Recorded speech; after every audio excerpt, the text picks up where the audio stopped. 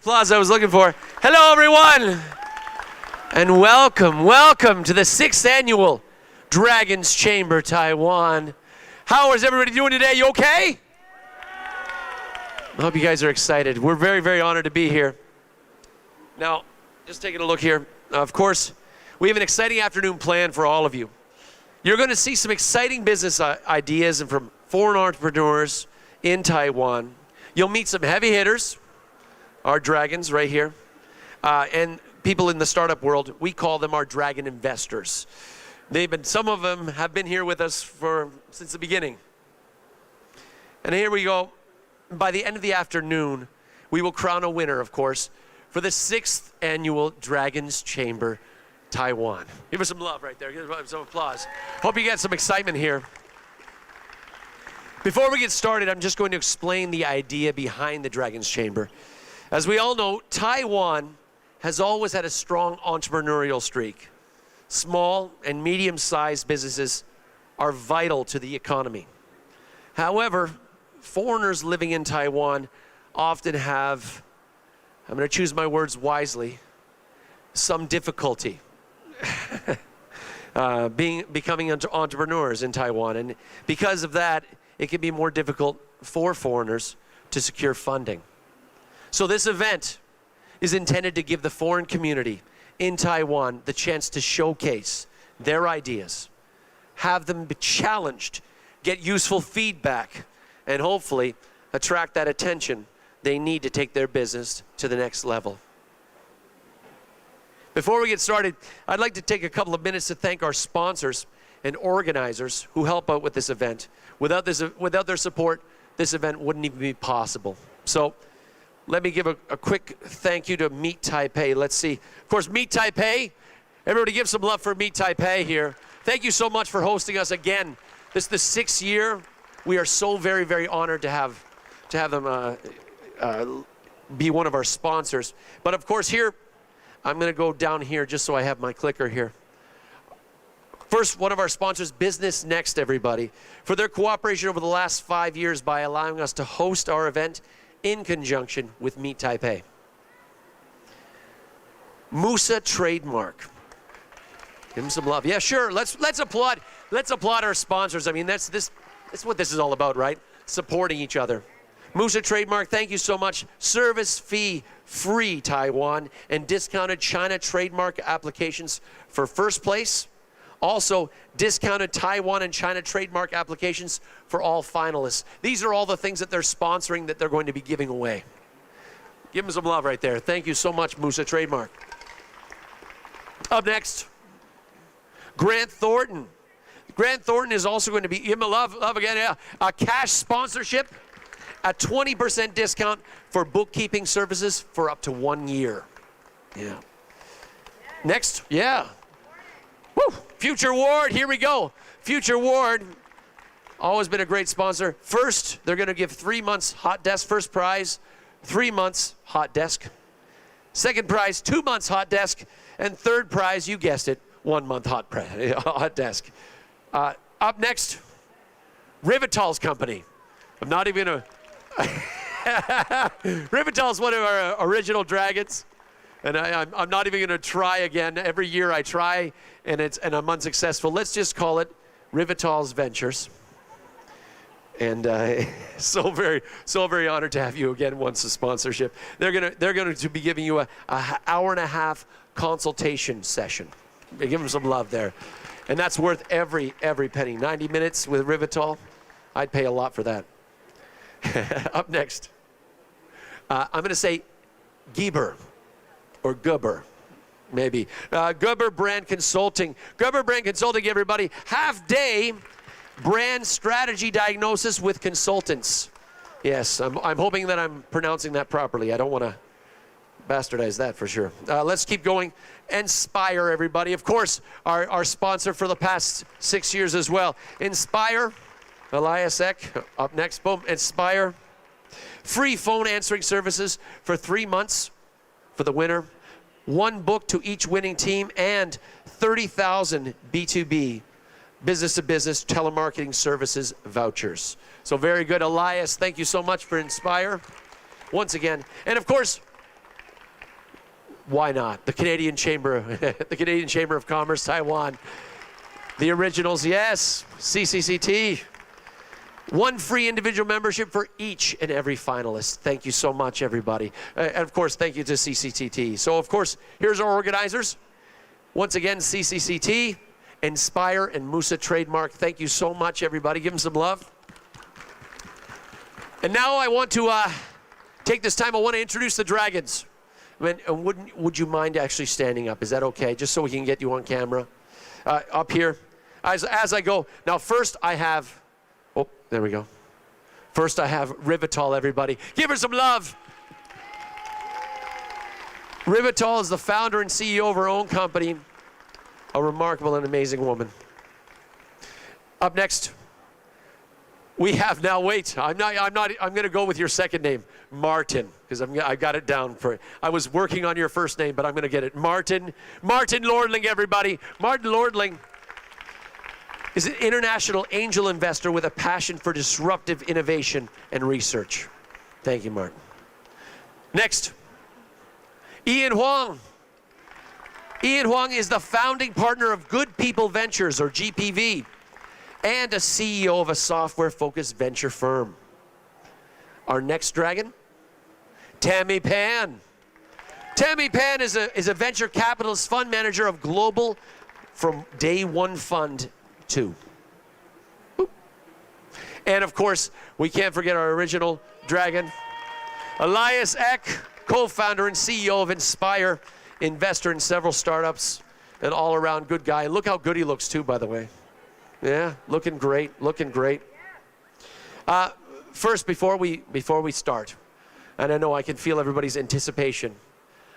Before we start, though, we're going to have a few speeches. We'd like to bring on, welcome John Huang, please. John Huang, everybody give some love. John Huang, co-founder and editor-at-large for Business Next magazine, to give us a little speech. Say a few words. Good afternoon, ladies and gentlemen, honorable guests, members, friends, and family of Dragon Chamber. Good afternoon. I'd like to make this speech really short. As you know, thanks to COVID-19, events like this are really impossible in the first 3 quarters. So luckily, we have this one as planned.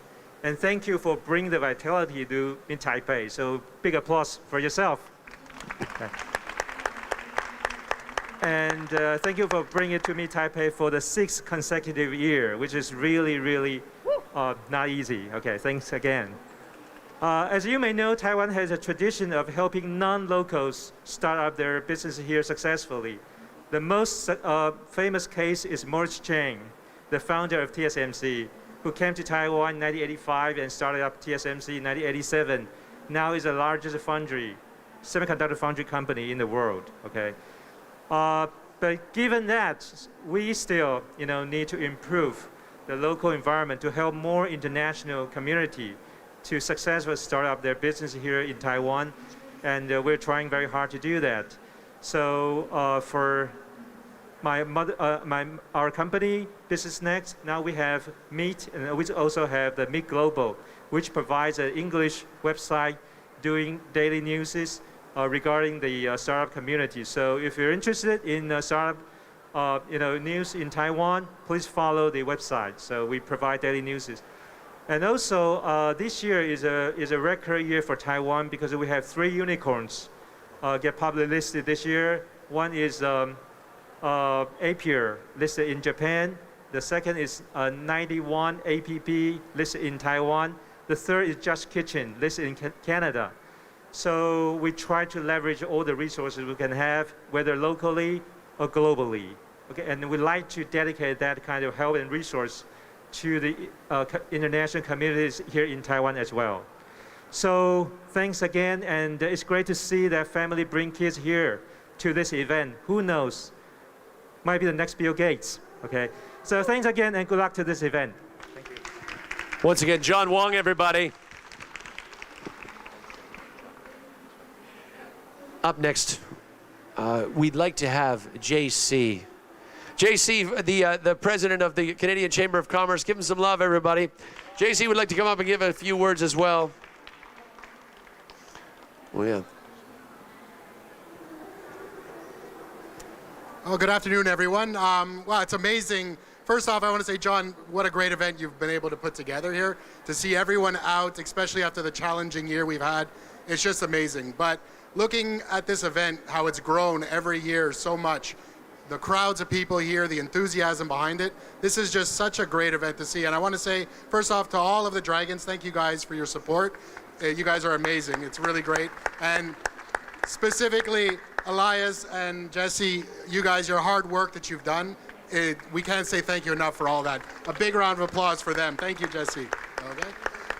What I can say for all of you guys here, this is an opportunity for people to go out and grow that foreign community. Show the people in Taiwan that we have our foreign community here that want to be part of Taiwan. And this is our opportunity to do that. And it's really great to see this grow every year. You have the opportunity here to expand your products. What I encourage you all to do is get involved in the community more. Get involved in our international events, our all-chamber events, different things that are run by the different chambers. Obviously, I prefer the Canadian ones, but all the chambers are out doing great things. So get on out, network, meet people. That's the way to grow your business. Doing that, you're going to have the opportunity to take yourself beyond you ever thought. So good luck to everyone today. Thank you again to all the Dragons, and Elias, Jesse, thank you guys very much. JC Goodone, everybody. Wise words. That was awesome. Now, of course, just before we begin the presentations are next. What we have to hear from our original founder, from our original dragon. Can I say that? The biggest dragon, if we will. Ladies and gentlemen, Elias Ek. Hello, everybody. So my name is Elias, and today I'm going to talk about my favorite topic in the world, foreign entrepreneurs in Taiwan. And first, just a tiny little bit about me. 20 years ago, I founded Inspire, a marketing firm, and just because I happen to have the stage, I'm hiring salespeople, digital marketing people, come and see me afterwards. I'm also an investor. Last year, I invested in a company called Keynote, which is trying to make sure that delivery companies can have clean, IoT-connected e-bikes so that we can all get our burgers and our chow fan in a little bit more environmental way, okay? Now, when I started my company, I made all the mistakes. And when I was able to give back a little bit, I organized in 2005 what I think is the very first event for foreign entrepreneurs. And when I met these people, they all had the same questions. We all had the same problems. So back in 2012, I wrote this book, How to Start a Business in Taiwan. And, you know, it's been fantastic to see how the foreign business community has been growing over the last 10 years. And I really want to give a shout out, for example, to the Taiwan Impact Entrepreneurs, to Andrew and Jamie. They are building a fantastic community. But of course, there's many more. You know, there's the Entrepreneur Society of Taiwan, Taiwan Entrepreneurs, there's Kaohsiung Entrepreneurs, and of course, there are the chambers. So we are not alone. It's all about that you need to leave your kitchen, you need to leave your garages, you need to leave your living room and coming out and learn from other people, right? And that's where Dragon's Chamber fits in. We are now, you know, in the 6th year of doing this. And, you know, what sets Dragon's Chamber apart from all of the fantastic things we see here at Meet Taipei? Well, first of all the teams that you will see here up today have at least one co-founder from another country, okay? Doesn't mean that we are excluding Taiwanese people, but they have to invite one foreigner to be part of the team, and then they can be part of us. We care about all industries, and it doesn't have to be tech, it doesn't have to be something super fancy, it can be a good, solid business that is providing value to themselves and to their customers. And mostly we care about the really early stage companies. Why? Because it's hard to start a business no matter what. But if you're a foreigner, it's hard to find the seed money that you need, okay? So Dragon's Chamber is all about helping entrepreneurs, foreign entrepreneurs, get the exposure that they need so that they can find the resources that they need. That's not just money. It's also mentorship. It's also advice or partnerships so that they can grow, okay? Over the previous 5 years, we've had 25 finalists, and 10 of those companies have ceased to exist. They are an ex-parrot, if you get that reference. And 15 of them are still alive. I think that's a pretty good track record, considering how hard it is to run a startup anywhere. Now, let's talk about why we should care about foreign entrepreneurs. Can somebody tell me what these 6 companies have in common? They're all Taiwan founders. No, they are not all Taiwan founders, but thank you for playing. They are all co-founded by at least one foreigner. Tesla famously, Elon Musk comes from South Africa to the US to co-found Tesla, right? Google, Sergey Brin comes from Russia and helps to co-found Google. Serendipity is a Swedish company. 2 Iranian guys comes over as refugees and they start a company that now is worth $1.5 billion. Not bad, right? Or now, these 3 companies, all American companies, what do they have in common? They all had a co-founder that was born here in Taipei, went over to the US, became American citizens, and they started these companies. Where would the US be without their foreign entrepreneurs? Now, what about Taiwan? Okay, here are a few just examples of foreign entrepreneurs. Roger up here. He came from Sweden. He started a company that now has 3,000 employees and I think is doing about $1.5 billion a year in sales. Sean has raised money for his, I forget what he called, something fancy. Anyway, Nick is raising money left and right so he can take on the big design companies, okay? Kavalan Whisker, of course, is a Taiwan pride, right? It's delicious and it's winning a lot of awards. But what we might not know is that the design for this was made by Subkarma, which was started by these 2 gentlemen from the UK. And this handsome man here who has better hairstyle than me, this one, okay, Michael, we just heard from John earlier that he's part of a group of people that started Just Kitchen, a ghost kitchen company that just went public in Canada. Okay, to my knowledge, yeah, go Michael. To my knowledge, it's the first foreign entrepreneur in Taiwan that has actually taken a company public. I hope we will see many more. Who else should I mention? Who do I not know about? If you know of anybody you think is a really, really good example, you let me know, okay?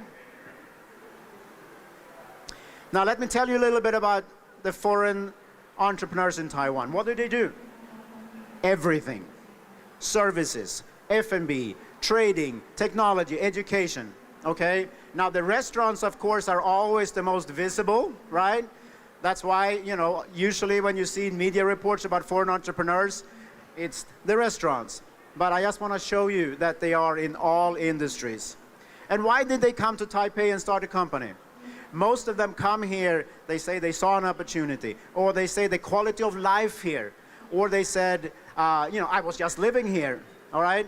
And the takeaway for the Taiwan society is that most foreigners don't come here to start a business. We come here for love. We come here for work. And then we see, you know, we get bitten by the entrepreneurial bug. Also, foreigners hire a lot of employees. The average SME in Taiwan has 6 employees. When we surveyed foreign entrepreneurs back in 2012, we learned that foreigners hire on average 8 people. In 2016, we did the survey again, and we learned that they hired 10 people. So when you say, you know, you hear sentiments, immigrants, they always come to take our jobs, you can show them this. And you know what? Immigrants all over the world is starting more companies. In the US, immigrants are twice as likely to start a company as the native-born people. In the UK, immigrants start 14% of all companies. So what about Taiwan?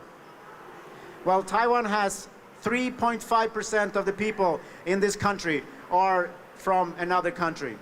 and only 1.3% of the companies are foreign invested. So by my calculation, if we could get the entrepreneurship up among the foreign residents in this country, we would have another 100,000 companies and 1 million more jobs. So that's why we should care about foreign entrepreneurs. And it's not all good. There are bad things about being an entrepreneur in this country. I will today just give one single example. Banks. Taiwanese banks hate foreigners. I'm just going to say it. A foreigner walks into a bank, they want to start an account, they want to apply for a credit card or a loan. Not a pretty picture. But there is only one way we can fix this problem, and that is by making the bank see that foreigners are good customers. Okay? That's what we're doing here today. Now I want to talk about donuts. Why do I want to talk about donuts? I want to talk about donuts because of this guy. This is Ted. He moved from Cambodia to California in the 70s, and he learned how to make donuts. Then he started his own donut shop. Then his cousin came over in Cambodia, and Ted taught his cousin how to make donuts, and he helped him get the money to start the donut shop. Then another relative came over. They taught him how to make donuts. They gave him the money to start his own donut shop. Take a guess. How many % of Los Angeles donut shops are now run by a Cambodian American? 80%. Close. If you're in Houston, 90%. I would like us to learn from Ted. We should be investing in our own community. We should be helping these people that you see on stage today to get the resources that they know they need to grow their companies. Now, we shouldn't start donut shop per se. I know I would eat the inventory. Okay? But let's learn from Ted so that foreign entrepreneurs can get the exposure that they need, they can get the resources that they need to grow, okay? And I want to finish by saying, Taiwan, no, wait a minute. Jayo? No, not Jayo.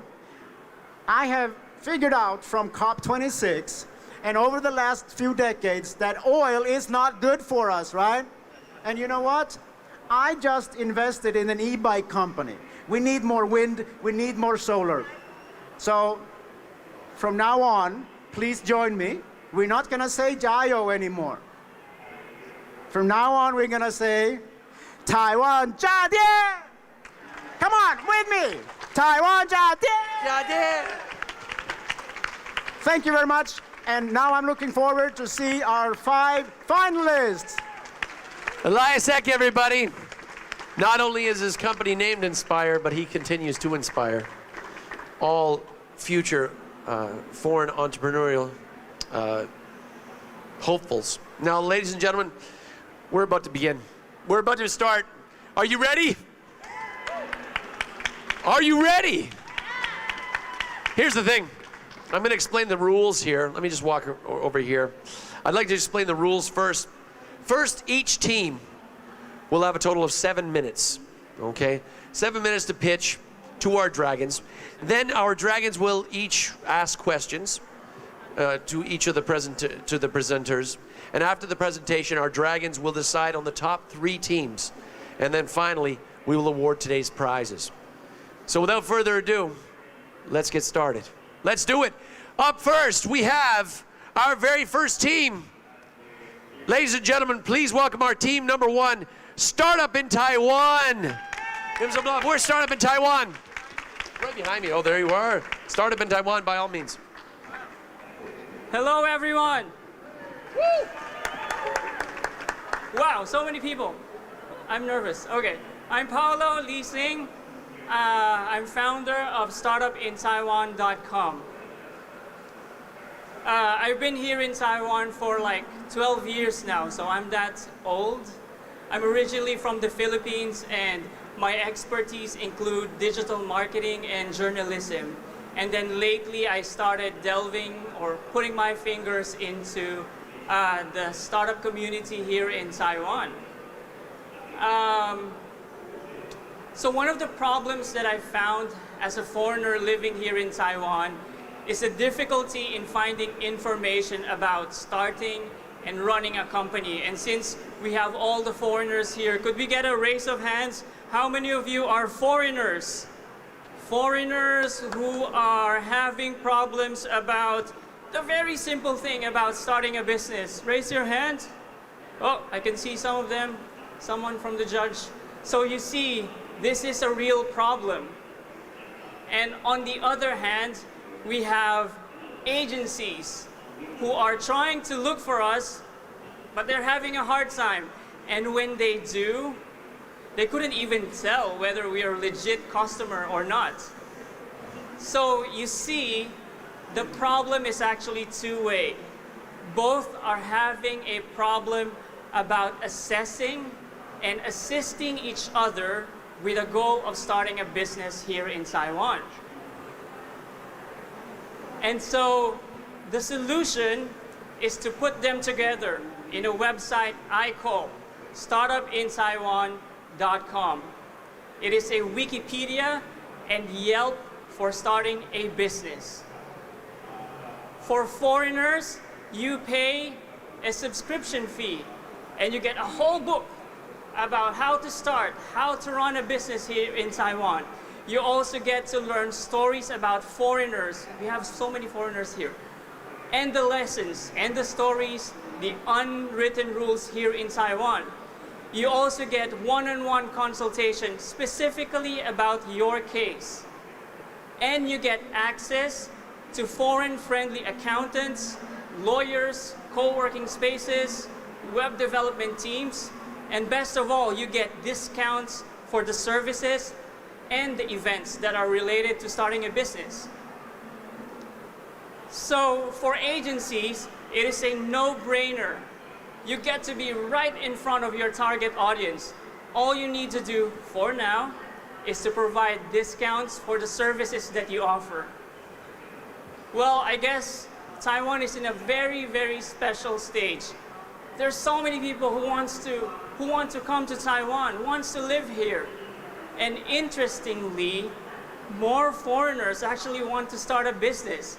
If we charge those 19,000 people who are searching for topics that are related to starting a business in Taiwan, we are looking at the total addressable market of 15 million.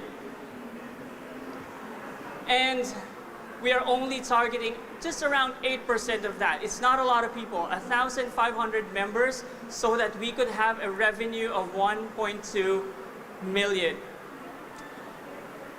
We don't think that as of now there is a direct competition because this is just a market that's trying to move up. You've seen the slide earlier.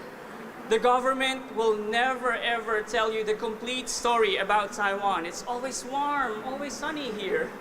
And the agencies acting alone will try to hide information. I've seen some agencies there. Because they want to maximize their profit. It's a common behavior. It's very economics. And most of you here would probably have gone through social media, which is cluttered with so much information, right and wrong, and it's costing you. We want to lower the price by giving you help in information at the lowest cost for you as possible. We want to reach our target audience by doing a series of online and offline activities. And so far, with the 8 months that we have started those platforms, we have gotten a decent amount of followers and views on our content. And 2 months ago, we just launched this 2 months ago, by the way, September 1st, as part of another program, we have delivered what we promised: 200 members, 16 partner agencies, and an estimated savings of 150,000 NT from the transactions that started on our platform. We are raising funds so that we could widen the audience that we have. And of course, improve the services. We think that there is still an additional TAM of 4 million if only we could charge 1% of the total transactions that are related to starting a business here in Taiwan. Of course, that will allow us to have more revenues of about 3 million. In summary, we are startupintaiwan.com. We are Wikipedia and Yelp for starting a business. We aim to help foreigners and agencies strike the best deal. Thank you. Thank you, Startup Taiwan. And now, great presentation. Now let's open it up to the Dragons to see what questions they have for our first presentation. Thank you, Paolo, and thank you for your enthusiasm about starting a business in Taiwan. How long do you project that your customers will stay with your platform? How many months, or what is your projection in that? I see where you're going, and this is about the transactions between a law firm and accountant to a client, which would likely last 1 year. And for this, we are actually having some ways so that the customers will stay within our platform. This is the reason why part of the benefit for being on our platform is getting discounts for events. And we've also arranged put some agencies such as web development so that you consistently go to the site for all the services that are related to starting a business here in Taiwan. Thank you for the presentation. Could you please tell about the demographics of the 200 customers that you already have? What do unite them all? So far we have 200 plus members. 150 of these people are people who've actually bought my book way back in Q4 last year. I started to write a book about startup in Taiwan, and most of these people have the interest of starting a business here in Taiwan. And the easiest way for me to bring the offline purchases is to bring them online through the platform that has evergreen content in it. So it's mostly people who are interested in starting a company here. Further to the Revital's questions, if one customer stay there for 1 year, is there any following business opportunity after that 1 year? Yes, so the other business opportunity would be helping them with all of their other needs other than the accounting and the law firm. This includes the marketing, helping them with web development, and of course, as they grow their company, they would also need other services. And I already mentioned web development. You mentioned about 150K savings. How did you calculate that, and this is savings to whom? So these are the savings that are incurred by the foreigners. So most of the time, the way we computed that is we compared the lowest price that they were able to pay for the services that they have compared with the existing prices that are available in the market. For example, if you are renting a co-working space, this is a real case, someone was able to get it for just $1,700 per month, compared with if you go outside, which is $3,500 per month for a virtual office.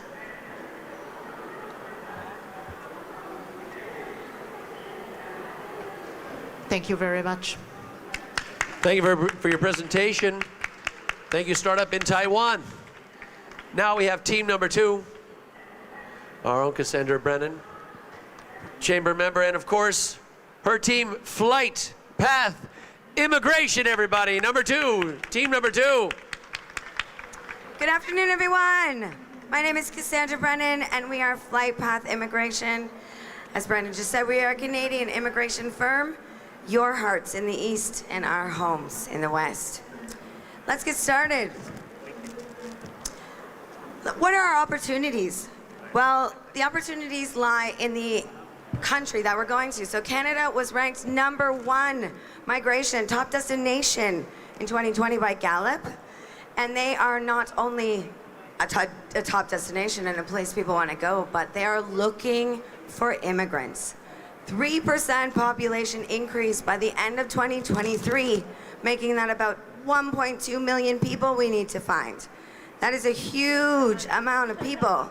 And that is going to help both Taiwan on its road to bilingualism. That's an opportunity to send people to school to help them learn. And it's an opportunity for us to get ahead of the Hong Kong migration shift.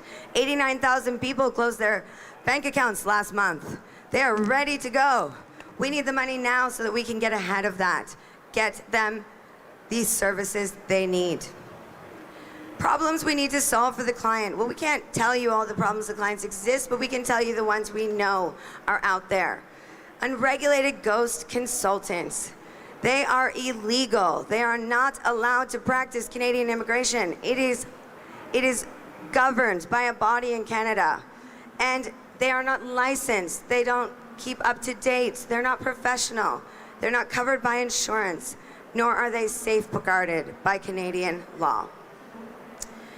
Why am I rare? Well, regulated Canadian immigration consultants are rare in any Asian Pacific region, but there are only 3 here. And I am one of those 3. And that makes me able to provide a service that's not easy to find, even since I arrived here in 2008. I've seen my friends go back and have a very hard time finding the service. They do it themselves, they fail the application, they need help. Clients come to me to fix their problems, and what I do is really important. And as you can see in Hong Kong, there are only 10. So in a total of 30 million people, there are only 13 of us. Let's get a chance to market to them. Let's give them what they need. Let's provide a service they don't have. Here's how we're gonna do it. FlightPath is a full service consulting firm, and not only does it generate referrals, but it provides customized consulting for our clients. You get to enjoy the chance to talk to us. We pick destinations. We try to give you ideas of programs that are available. We also assess your immigration eligibility, your admissibility, so you don't go through the whole process. It's a milestone process. You pay us for the immigration services, you pay per milestone. It's not a full investment like an agency. And we also prepare the application, and we continue to check on you when you settle and transition into Canada. Here's my team. You're gonna meet the 2 of the people in the Q&A, but I've got Amy. She's my COO, my agent. She's able to do initial consultations and intake, make sure everybody's paperwork, bona fides there. She is incredible. She also works with all of our education partners. And then you've got Joe, he's a lawyer. He's owned his own company in Canada, and he can provide corporate assistance for us when it comes to legal decisions. He can also help through the application process for our clients. And you got me. I've been here for 13 years, and I speak about 5 languages, and together we are a dynamic trio. Our partners, the most important people in our business are our partners. We have over 23 exclusive relationships with Canadian universities, private schools, and public education departments, and basically sectors all over, from all the way to the East Coast to the West Coast of the Great White North. They provide us over 150 exclusive designated spots for our clients, FlightPath clients only. You go to Ryerson, you want to be a nurse, we've got 3, and there are 60 spots and 6,000 applicants. So 3 out of 60 spots are designated to us, and over 100 spots for summer camps and places for kids to go and start learning and develop a connection to the country. Revenue and projections, we've done it per person, so we're expecting around 239 people in 2022, and that would give us around a $400,000 net profit after tax, revenue, costs. In 2023, we're planning to double that. Referrals are important. We're planning that each client is gonna tell 1 person, and we're gonna get those people. That's gonna be 473 with around a $660,000 profit possibility. Client capacity is 600 people a year, and we are still under capacity. So if we're going to expand, we have room. We're able to do so. Broken down into what they're charged, what we charge them, and how many we can handle. Why do we need your support? We need you. We need your support so we can get ahead of the migration shift. 89,000 people closed their bank accounts. 69 people filled out a survey to move to Canada from the mainland and Hong Kong. We need to get those people before they start. And we need to incorporate FlightPath Taiwan and Canada. We need to translate our website so that we can be in Cantonese, English, French, both simplified and traditional Mandarin. And we need to target our market in Asia. And at this point, I'm going to invite the two people that keep me going up to the stage. Please welcome Amy and Joe. While we're waiting for them, you can scan our QR code, see our contact information, and then you'll be able to ask us questions after. We'll be here for the networking. And I just wanted to thank the Dragons and also Meet Taipei for giving us this opportunity, because we are all immigrants in this competition. Every single one of us knows how long it takes to get here, what it takes to become an immigrant. And with that, I want to say thank you very much. FlightPath Immigration, everybody. Thank you. And now let's open it up for the Dragons. Let's hear your feedback and your questions. Thank you, Cassandra, and it's great to have you so excited about Canada, since we are supported by the the Canadian Chamber of Commerce. How do you plan to scale your business? You mentioned by yourself that you are one of three, and your team is helping with the logistics, but I understand that you are one of three. So how do you plan to scale your business once your time is maxed up? Hi, I'll take that one. One area that we can scale our business is to open branch offices in other countries. So that would also be an option for us. We would, of course, have to increase our numbers, as you said, with another registered consultant. But once we get a chance to scale up our core business in Taiwan, we would be able to afford to sustainably bring on a new person. And then we would make that decision as the market, demands.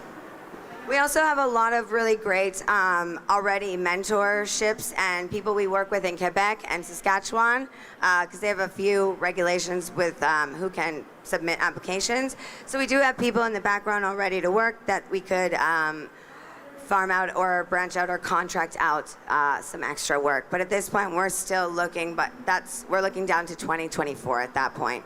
If we do get more than 600, we're ready to go. Thank you for the presentation. What's the distribution of the lifetime value of your current customers?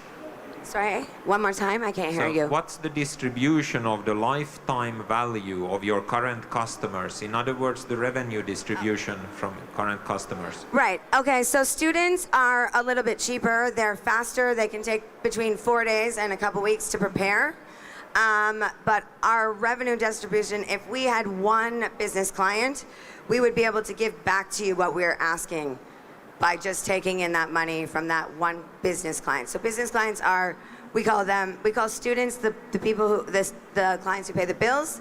Business clients are the ones who pay the vacations, and the families are the ones that keep us going, keep our hearts open, keep us doing it. So families and workers are in the middle, and it's around 120,000 for a business client, 1,500 for a student, and 4,000 to 8,000 for a family, and 6,000 to 12,000 for a worker. Hi. I want to know that how did you get the word out? I mean, like immigrant to Canada, I feel like the niche market. So I kind of feel like not just to promote the solution, but also how or what did you do to get the words out to really promote the Canadian immigration? Well, what we want to do is hire somebody to do target marketing, especially. As of now, I've created a brand. We've made materials, which Amy's holding. We have how-to guides for each of our different pathways. And these describe all the things that you need to do in order to do it. And it's everything that you need to search on the internet but put together. And it does give the client an idea of how complex the process is, and that kind of sort of brings them in. They can do a webinar, they sign up subscribe for the email, but also most of my business is from referrals. So if I help somebody in South Africa, they're going to tell somebody about me. And they might not even continue with the process, they might have started, but because we always give free consultations and we're very personable, exactly like the food you're eating and the drinks you're drinking, you're experiencing the client's experience right now. So it's just to give you a full idea of what it's like to work with us. Well, I was going to ask about the referral part, but you already... So Got it. I would like to ask about the occurring part. The occurring part. Because you have a customer and then you send them to Canada, and then what? So how do you, based on that? Right. What is your occurring customer? So if you have a temporary visa and those people go to study, you can help them do a postgraduate work permit, which gets them permanent residency. If you have a family, they're going to get permanent residency, and 3 to 4 years, 4 years later, if they have never left the country, they need citizenship. So they are return customers. And if they've had a great experience and they know how complex it is, they're coming back. They're going to pay it. And we do give a 3% discount on our fee to returning clients in order to give them that reason to refer. Is there any potential business opportunity when the immigrants trying to embark the life in Canada? Yeah, so right now, Hong Kong would be the major target market that we're going to focus on. There are 69 million people. You can see in the book that you've gotten, there's some data from Vivid Data on page 4, or starting on page 4. And that's the 69 million person survey that was done for the mainland and China. That is why they want to move there, what they're going to do there, how well they are, they're educated, they speak the language, they've got over a bachelor's degree. I think 91% of them have a bachelor's degree or higher. So those are the kind of people, we're going to start with the people who need to leave, the ones that want to leave, the ones that close their bank accounts before this month and are ready for Chinese New Year to get out when the travel's starting, because that's going to be the safe time for them to leave. So it's really imperative we get the investor now. Thank you, Cassandra.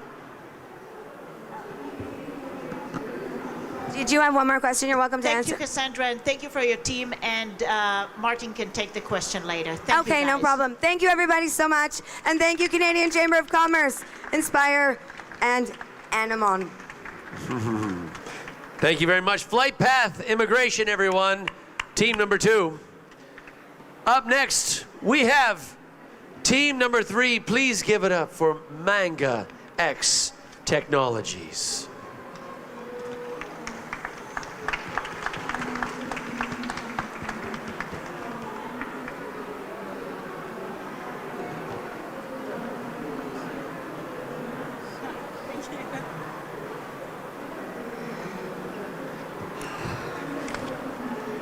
Imagine Sarah, a 6th grade student who most teachers would describe as the perfect student.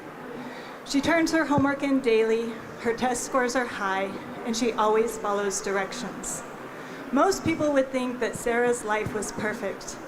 So imagine her teacher's shock to discover that her high-performing student wanted to commit suicide.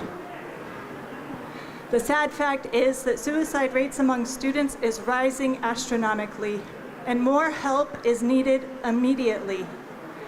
I'm Genevieve Murphy, co-founder and global program director of Manga X Technology. My name is Huang. I'm co-founder and CEO. Manga X Technology is an edtech company focusing on boosting students' emotional well-being through AI.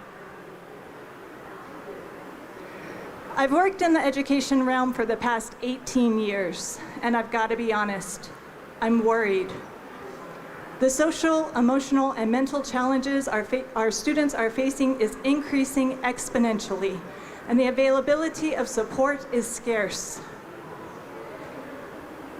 How many of you have a teenager in your life who you know and love? Did you know that half of 13 to 15-year-old students have been bullied? In the US, 2 out of 10 have tried to end their lives, and over 25% have experienced increased mental health challenges due to the pandemic. In Taiwan, one report shows that by 2020, suicide rates among students increased 65%. As educators and the responsible adults in our children's lives, we have to do better. Most people think students can get support at school, but the fact is that 60% of elementary schools in Taiwan don't have a counselor. Many students are suffering. Countries like the US have been investing in preventative education like social and emotional learning for the past decade.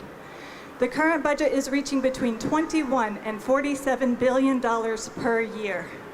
This data is not yet available in Taiwan. However, new government standards show that they are ready to start focusing on these areas now. The challenge is students need help, but school budgets are limited to hire counselors and train their teachers properly. So we are working together with additional consultants to combine our expertise in education, psychology, AI technology, computer programming, and art creation to develop an IT solution to this problem. Joe will tell us about the platform now. Thank you, Jen.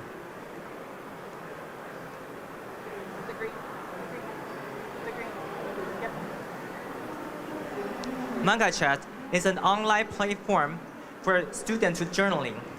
It actively engages students in applying SEL skills through the use of comics. Manga Chat transforms a well-known therapy into mental steps of art creation. 3 steps are used to guide the child through the process, including storytelling, emotion labeling, and coping solution. This means after finishing a comic story on Manga Chat, the students have actually experienced a form of psychotherapy for themselves.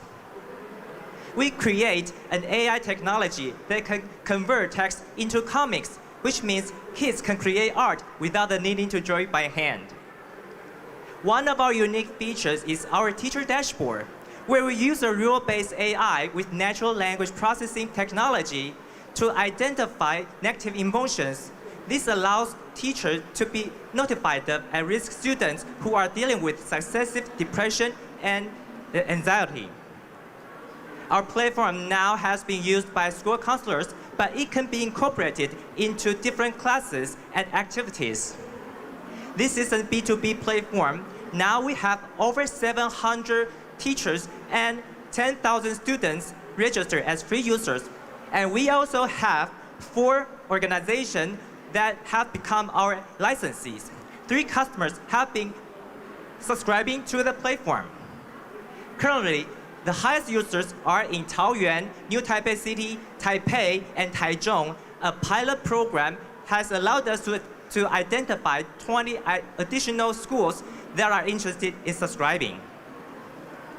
The feedback that we have received from teachers is excellent. In fact, it was our platform that allowed the teacher to discover Sarah's attempt to commit suicide. I remember I interviewed Sarah's teacher and asked her why this little girl would even want to end her life. The teacher told me that Sarah thought the only thing her parents cared about was her grades, not her, so she's depressed. She never realized how strong these emotions were until she had a chance to journal about her feelings. How powerful is that? It's stories like this that continue to drive our work and mission at Manga X Technology. So, we're going to break even by gaining 3% of the market shares in Taiwan, which means we're going to double our teacher users to 1,600 and gaining 176 schools as subscribers. And we are going to increase one interactive feature in our platform. This is a large market opportunity across an educational sectors of Taiwan, and our go-to-market strategy includes we'll use email marketing, consultant network, and we are going to have online webinars to promote the platform. And we also want to collaborate with sales teams to boost the numbers of our customers. As you can see, this platform is not only promising for a high return on revenue, but also we are impacting the lives of over 500,000 students by 2024. Okay, so If we want to promote this platform, we need your help to provide it. Thank you. Excellent presentation, Manga X Technology. Now let's open the floor for the Dragons for your feedback and comments and questions. Thank you, Joe. Thank you, Jen. So could you share more about your business model? It's a subscription model. And we also license our platform to our licensees so they can sponsor the school to use our platform freely. I think you did not say how much money you need to raise in order to reach these goals. Yes, we're going to raise 200K USD for this round. And that money will be used to help us develop our chatbot, which is our next stage of development, which we hope to use as a real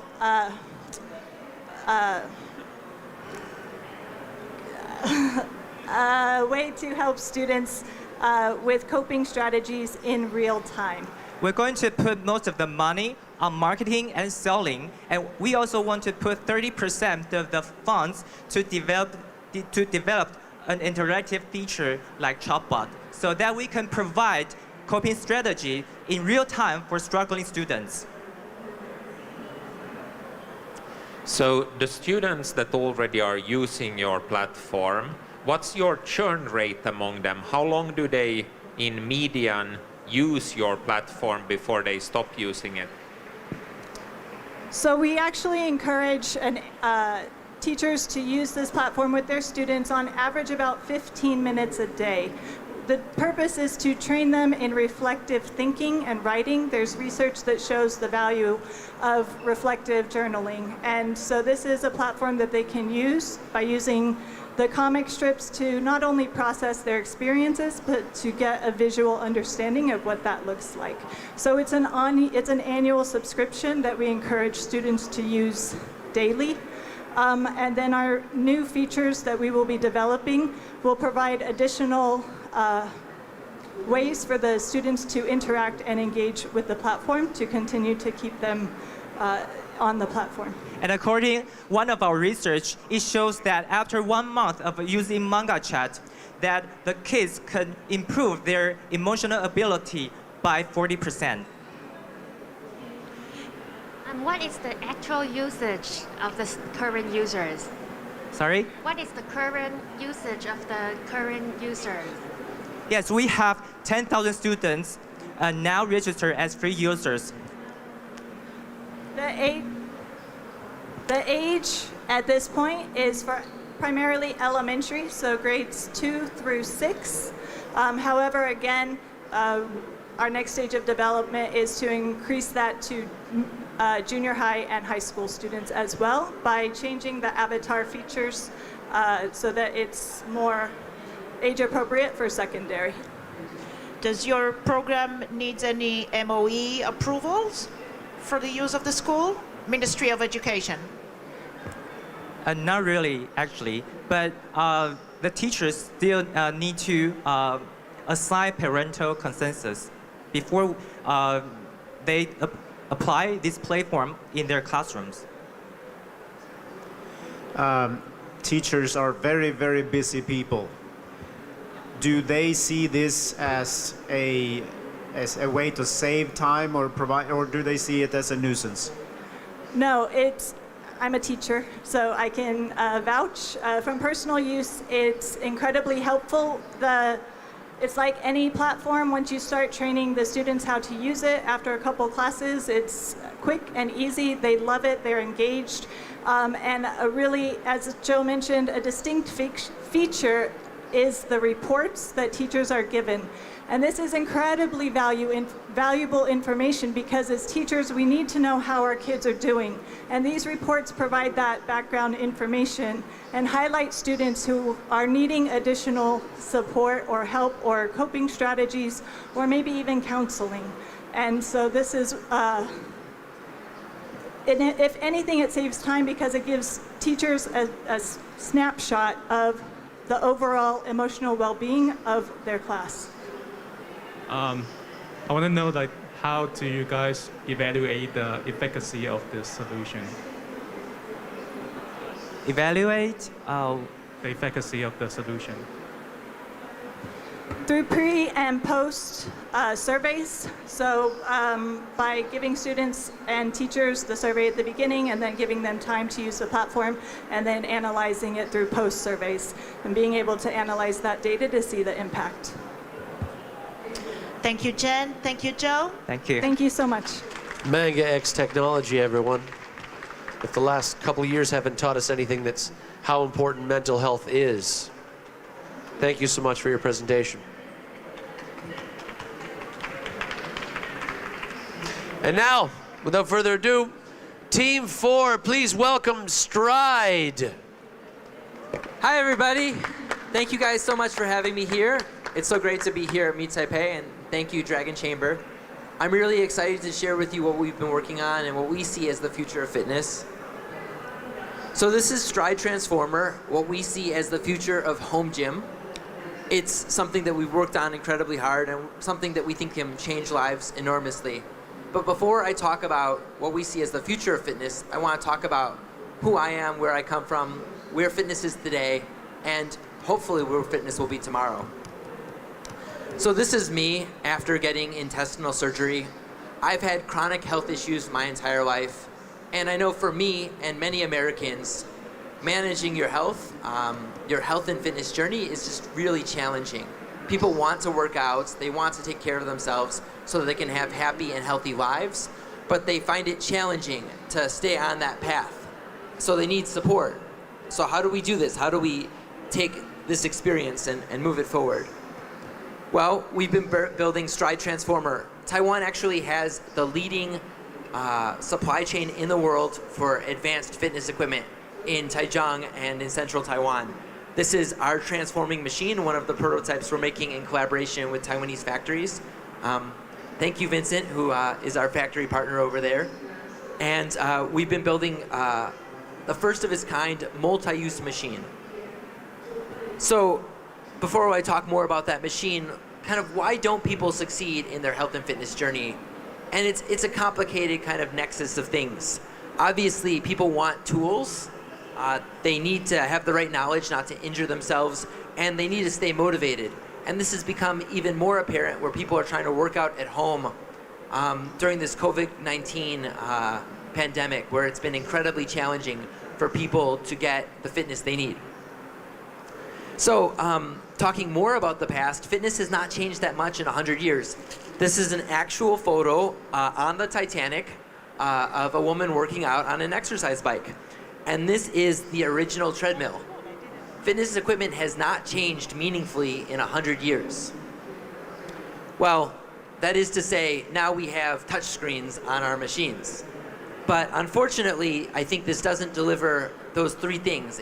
While it provides some tools and it provides some information, ultimately the overall experience is very disappointing. It doesn't allow for a variety of experiences for a variety of people. So Stride is competing in this connected home fitness market. The big winner kind of so far has been Peloton. They're actually one of Taiwan's biggest success stories. They came here and got an MOU and did factory operations here and went from nothing to valued at over $30 billion after IPO. But they're a single function machine. That is, they do exercise bike with a touch screen, and they make all their own content. We envision one machine that provides a variety of physical experiences and a variety of digital experiences, allowing different people to get different types of physical exercise and the different types of motivation through our open content platform. So let me show you this machine. We're also priced very similarly. So this is the Stride Transformer. It allows you to do 4 machine functions today. These are the most popular forms of low-impact fitness. They're ergonomically correct. That means that they're comfortable and will fit you when you use them. So you have running, you have biking, and then it transforms and allows you to also do rowing. And each of these functions has sensors built in as well as electronic resistance, so you can capture the data from your workout sessions and make an exercise plan that allows you to advance and keep moving forward. And this is the ski machine, which is very popular. It's a ski erg. in CrossFit. We have all of the electronics working because we've partnered with ICRT, the local R&D office of the Taipei government. And not only have we built this machine with our partners in Taichung, we've also developed an app that connects and allows what we call social fitness. So this is an open platform. Think YouTube meets fitness, allowing anyone to make fitness content. And we take a subscription fee, or excuse me, a platform fee off of any content that's created. This allows a much larger variety of content to be created and allows us to leverage the already existing network of trainers that make content in this space, allowing us to provide much greater variety of fitness experiences. So we give short-term revenue as an affiliate model for trainers that sell machines, and we provide an opportunity to make long-term revenue by making content on the platform. I think that this gives the trainers an incentive really to partner with us and allow us to scale. The machine initially gets people excited, and then engaging with other people keeps people working out, keeps them moving forward, whether it's with their friends, their peers, their family. This is our team. I'm Joseph Prozis, I'm the founder of this. I have a background in manufacturing and mechanical design. I've been working on this for a while. Jerry is our experienced programmer, and Peter actually is an industry expert. He has a number of patents in fitness equipment manufacture and has been here for over 20 years and knows the supply chain very well. And I think that this really is the core team, but we plan on expanding once we get additional monies. We're just proving out the concept. So what is the business model? Initially, we sell a better machine for a better price. Instead of having 2 or 3 machines in your home, which is what a lot of consumers today buy, we provide one machine that offers this variety of physical experiences at a comparable price, probably $2,000 to $3,000. We're still finalizing pricing. Our long-term primary source of revenue is taking a platform fee, using the scalability of the software and allowing content creators to really attract audiences and engage those audiences, and we take a percentage of that to make money. And we think that this really allows not only a very scalable business model, but allows for people with different needs, with the different fitness challenges. So we, to date, have been issued a number of patents. We've built a number of prototypes. We have kind of this very original concept, and we really need your help. We've developed a lot of the physical hardware, and we've done a lot of the proof of concept work. But what we really need is help with our go-to-market strategy and the initial fundraising to get to a crowdfunding event to de-risk the business. We're so excited for what we see as the future of fitness, and we thank you so much. We look forward to your questions. Stride, excellent presentation. Thank you so much. Let's open the floor up for the Dragons. Your questions, please. Thank you, Joseph. So help me understand here, you're a startup and you're working more on the equipment or the app. Those are quite different expertise and knowledge requirements. We're doing both. I think we've put more emphasis on the physical machine because it's harder to change, and we've worked with industry partners here. There is a live app in the iOS and Android store that's our alpha to allow us to do user testing. And we're also currently building prototypes in collaboration with the government. I think it's a little bit of a higher starting cost than other businesses, but I think the business has higher barriers to entry, and all of the fitness companies that have successfully entered the market have done really well. Whether it's Peloton, which is the most notable example, but there's also Hydro, Tono, Tempo, Vault. I could go on and on. In the last year, there's been over 1,000% growth. Taichung is just swamped with business. They're building in the parking lots. This is a general trend of having machines. I think people buy the machine, and then over time we grow the software business. I think the machine truly is very innovative.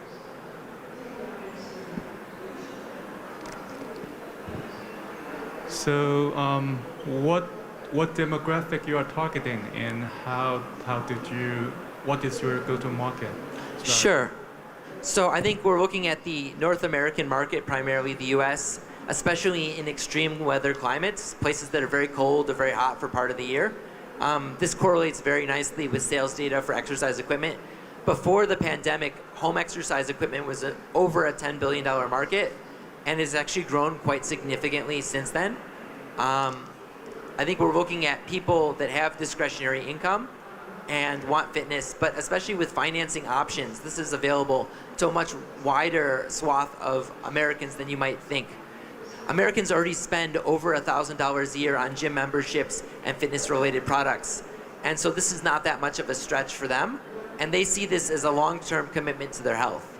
Our beachhead market, our kind of go-to-market strategy is to partner with trainers to reach their audiences using an affiliate model. We also plan on doing a crowdfunding campaign to build that initial excitement, probably in Q2 of 2022. We will also be at CES with the Taiwan contingent to build some interest. When you retire and look back, what do you want to be proud of? I hope that we are actually something that is a health intervention.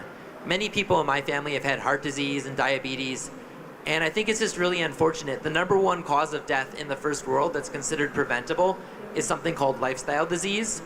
And we hope that by giving people the tools and the knowledge and the engagement with other people, that they will work out more, and that this is not something that's the end goal, but this will actually make them happier and healthier, that they will live like better lives. I think there's so much in life that is out of our control, but I think that our health, we have some ability to change the outcome, and I hope that this is part of the solution. Thank you for the question. So you're saying you need to raise 10 to 15 million here, but how much do you think you need to raise in total to get to a point where you're breaking even as a company? I think the economics for the machine are in the low thousands of units. I think it really depends on kind of how successful pre-sale is, but between 2 and 5 million US dollars realistically, because there are kind of some fixed costs that you have to cover. You have to have some distribution, you have to do some testing, you have to build out the team. But I think it scales very nicely, even with kind of some of the fixed hardware costs. I think if you look at the competitors in the market, it has become incredibly profitable, not just because the hardware sale is profitable, but because there are these additional revenue streams from the software. Some people call this business model software in a box. I think that the digital side of the business will ultimately drive our CAC to LTV to be much more sustainable and a much better ratio. What do you plan to do with the money that you're raising?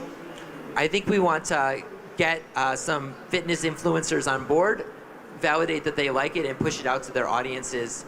Get test units really in the hands of the people that can really promote this and really allow us to go from something that's a concept to something that has notable people behind it.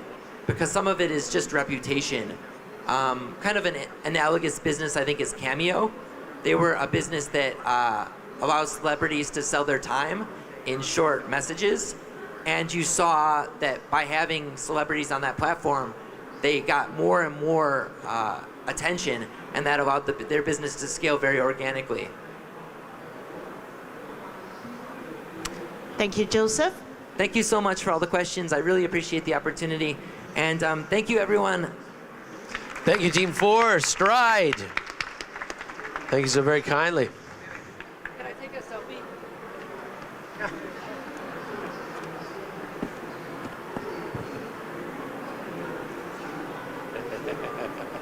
Nice job. And next, our final team. Last but not least, please give it up for Team 5, 3 Square.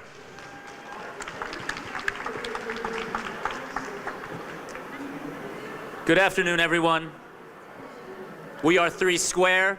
We are a digital food hall network and a virtual restaurant group. Now, let me tell you a little about myself. My family comes from Taiwan, but we are an immigrant family in the US, and what we did was open up restaurants one after another. Not quite donuts, but Chinese food, Japanese food, even some American food. And I can tell you right now that it is very difficult to run a successful restaurant, and it is just as difficult to run a failing restaurant. So I want to help restaurants as much as I can with some new products and services. Shifting consumer behaviors really have impacted us. More and more people do not dine in. More and more people do takeaway and delivery. And basically, what that means is restaurants fail or close very quickly these days. It's quite a shame. Our solution is to utilize different cloud kitchen services to maximize utilization and revenue generation. There are two main pieces to this. The first part is something I call kitchen as a service, similar to SaaS, but replace it with a K. And we operate a network of cloud kitchens where we rent out to restaurants so they can expand quickly and inexpensively. The other side of the business is our own virtual restaurant group, where we own multiple virtual brands for operations and franchising opportunities. What I want to highlight is the basic premise of cloud kitchens have improved margins and better costs when it comes to the restaurant. What you'll notice on the left of the slide is labor costs and rent and overhead expenses change dramatically. Every percent counts when it comes to the restaurant business. On the right-hand side, I want to highlight a couple things. The upfront investment between a traditional restaurant and a 3-square cloud kitchen is very different. Time to launch is also very different. Some up to 6 months, but with us, you can launch in 3 weeks. Margins for a healthy, successful brick and mortar restaurant is somewhere in between 3 and 9%, but for us, it's somewhere in the 20% range. Overall, the business risk is very different between the two. We provide a lot of services, but what I want to highlight is our marketing and analyses, our brand development support, and our consulting services. A lot of these things really help a restaurant understand what's going on in the neighborhood or area that they're in when they work with us, and how we can improve their ability to generate revenue. The second part of our business is called a virtual brand. And these virtual brands are basically brands that are made with the idea for delivery. So when we think about that, it doesn't necessarily mean you cannot see a brick and mortar restaurant. It just means that the brands you see are built for delivery. So our menus are made very, very creatively with a lot of overlapping ingredients and the same methodology of cooking.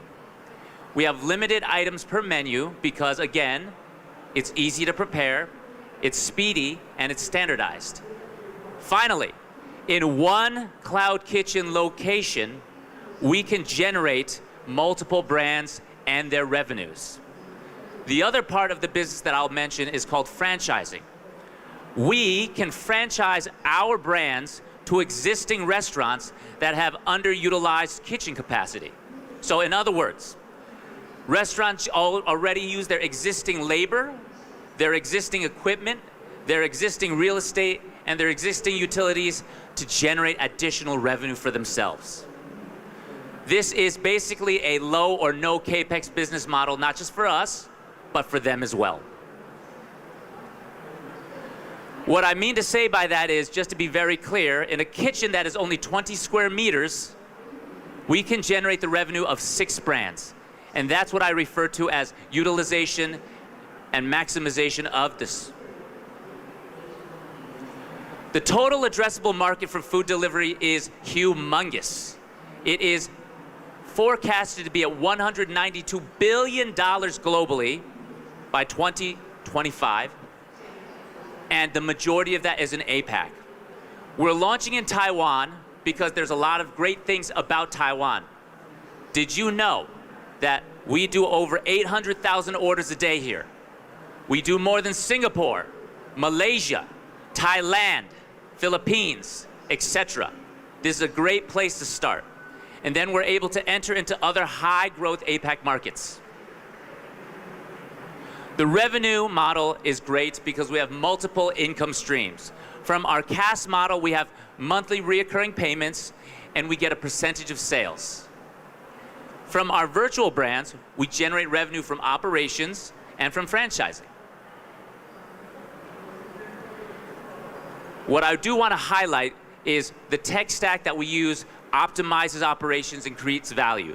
The couple things that I would highlight is our POS system is seamlessly integrated with all the major food delivery partners, and we're able to look at real-time analytics and reporting to understand exactly what's going on at the restaurants' locations.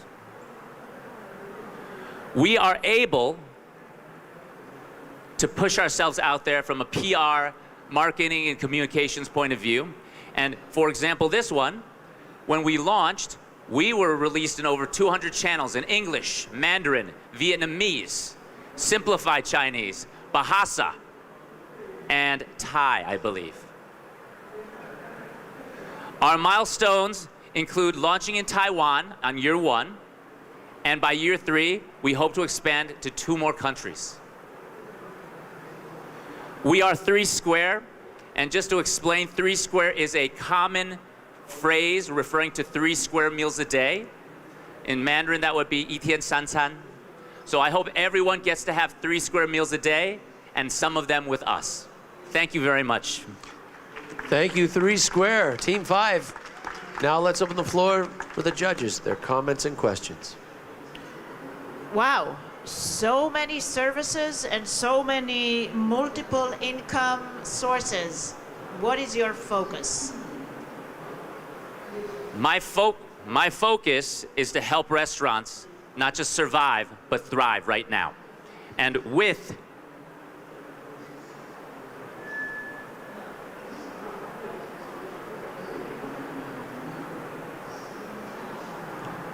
these 2 main models that I've mentioned before, whether it be virtual brands or rentals, they sort of complement one another quite well. If you could imagine, if I open up one place that has rentals and I keep one kitchen for myself, that's how I'm able to utilize and do both locations as well.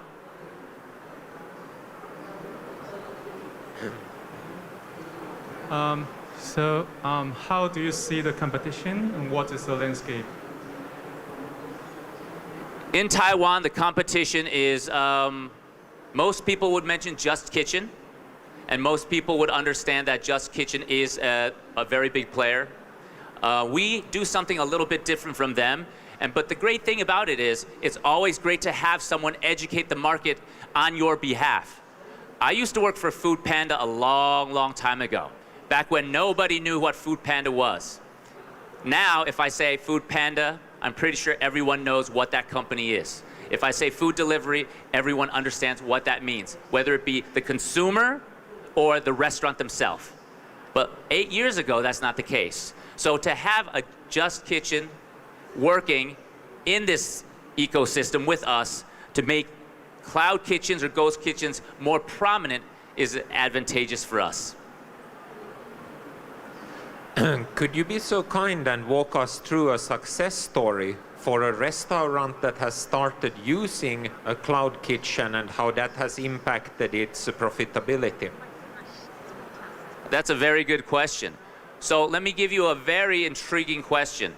One of our restaurant partners is one of the most famous restaurants out of Taidong, not Taichung, but Taidong, which is the eastern part of Taiwan. They are able to move into Taipei with little knowledge because they don't know the landscape, they don't know the ecosystem, where to buy equipment, etc. And we help them set everything up, acting as not just a friend, but as a partner and a mentor, giving them advice and how the Taipei market differs from Taidong. And they're up and running right now in one of our areas. What is your fundraising plan and use of proceeds planned? We're trying to raise a bridge round of 24 million NTD. This will allow us to continue to expand our network into our second location.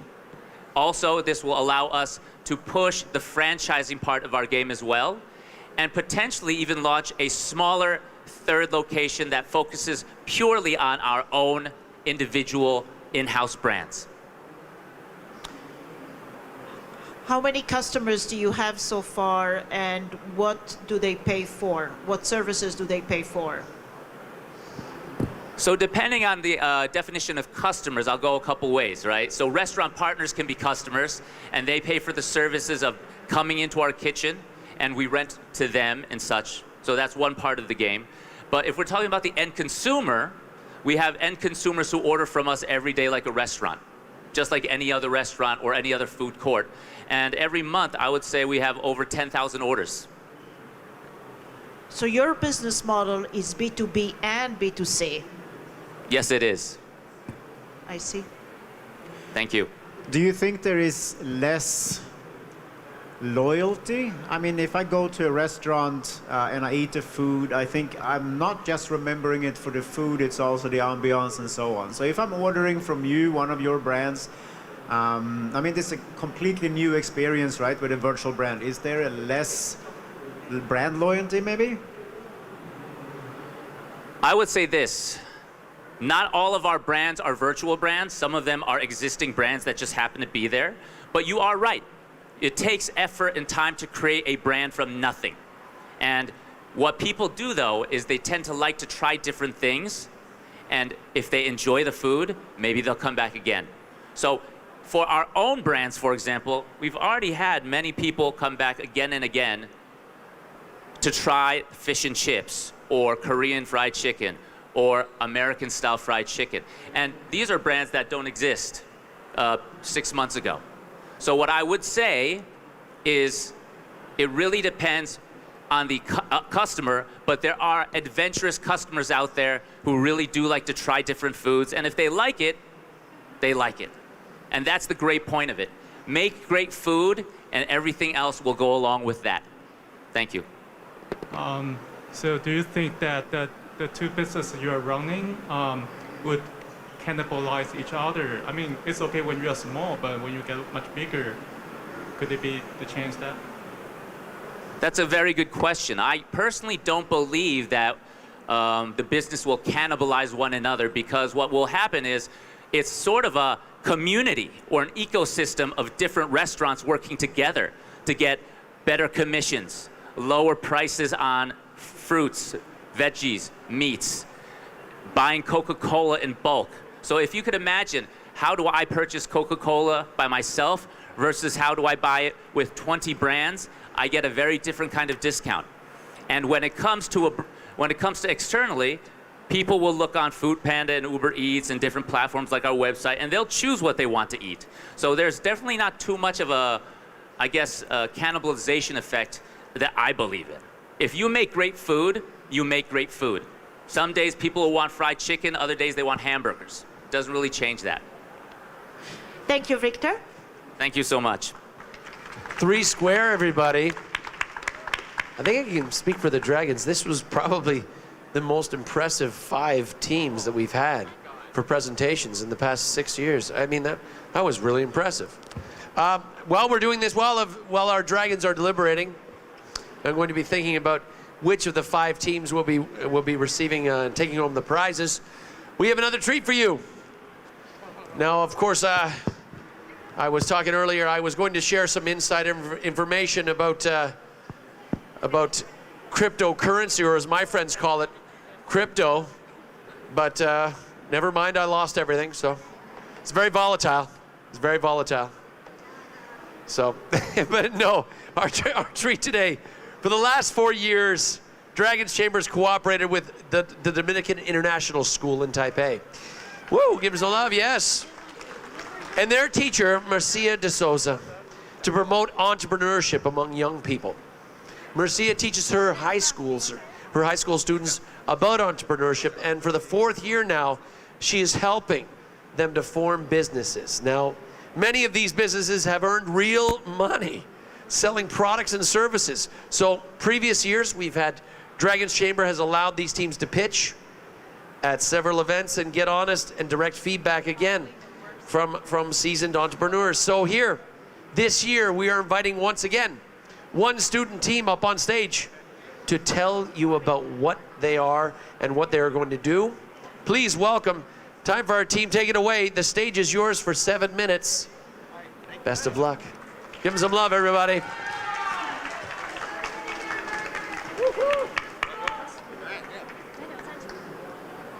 All right. Hello, everyone. Nowadays, souvenirs, novelty products have minimal designs and have zero to no practical value. Introducing Amogos. We are a trio that represents Dominican International School, in which we are making mugs, novelty mugs that provides customers with novelty mugs that are mostly customizable and have unique potential. Our logo is designed by our very lovely Alexa here. Our company name Amogos comes from the Spanish word amigos to represent our personable personalities, and our slogan is a cup and a half, representing our creative potential. Right, and here's our team. My name is Daniel. I'm handling public relations and customer services. Alexa, I've already mentioned her a few seconds ago. She is our honorable and designer, lead artist, who will be designing the original designs for our mugs. And Brendan here is our marketer, our advertiser. He will be mostly handling with manufacturers and negotiating prices with customers. Right, handing it off to Alexa. Okay, so most of our mugs can be customized within a specific format or any free-form placement. And some examples of mugs with specific format includes our song playlist mugs, and customers are able to select pictures that they like or songs or any songwriter, and they can paste it on this mug. And we also have the inspirational quotes mugs, and customers are able to put any quotes of famous individuals or any random stuff that may or may not be provocative. And then we will be coming up with a holiday mug. So we will be designing mugs on every holiday, for example, Halloween, Christmas, New Year's, or Valentine's, any holidays you can think of. And these types of mug will be in limited collections, and it will be on sale. So let's say Christmas is coming up, and we will be coming up with Christmas mugs, and we will be selling 3, and you can get 1 for free. And last but not least is our original designs by our own company. All right, so next on we have our target market. So far we focus our customer here in Taiwan, in both all these cities, and we believe that in the future we could sell our products to Asia, Southeast Asia, or maybe the whole world. Okay, market analysis. So we did some research on what age categories of people they are more likely to buy creative products. So we found out that at the age of 19 to 25, they are more likely to buy creative products. And we got age 26 to 35, they're also interested in these kind of new products. But however, age above 61, they are least likely to buy our products. Therefore, our target customers we are currently targeting a younger age customer.